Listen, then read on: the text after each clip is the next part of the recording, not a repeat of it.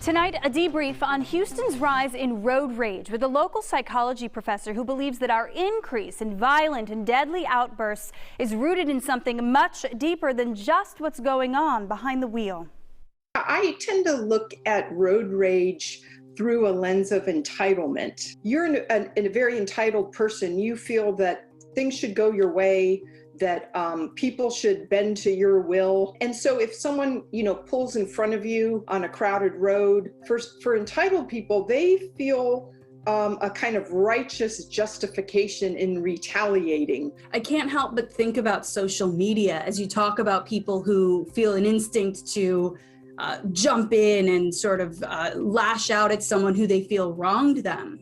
That's right. Dr. Anderson has a theory that the year 2020 brought out the psychological entitlement that people carry, a contentious presidential election that saw a rise in cyberbullying, and not just among adults. Bark Technology monitors more than 5 million kids online, and they found an unusual spike in digital harassment that seemed to tie to the 2020 election.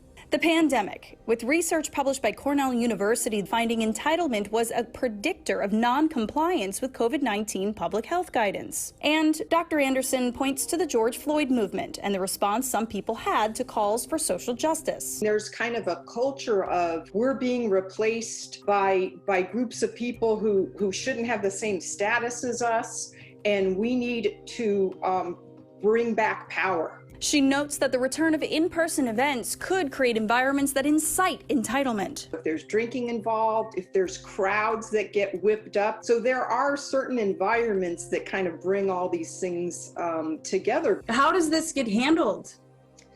I mean, it's really tough because you have to convince people that they don't deserve all the things they think they deserve, right?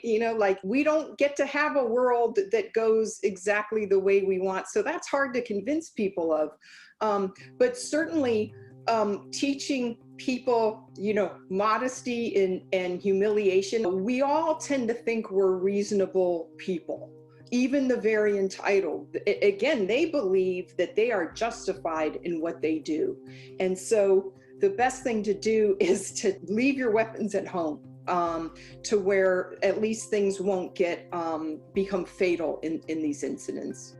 Dr. Anderson is the author of Enraged, Rattled, and Wronged, Entitlement's Response to Social Progress. And like all the experts we have spoken with about road rage, she encourages people not to retaliate when they sense they're dealing with an entitled, aggressive person.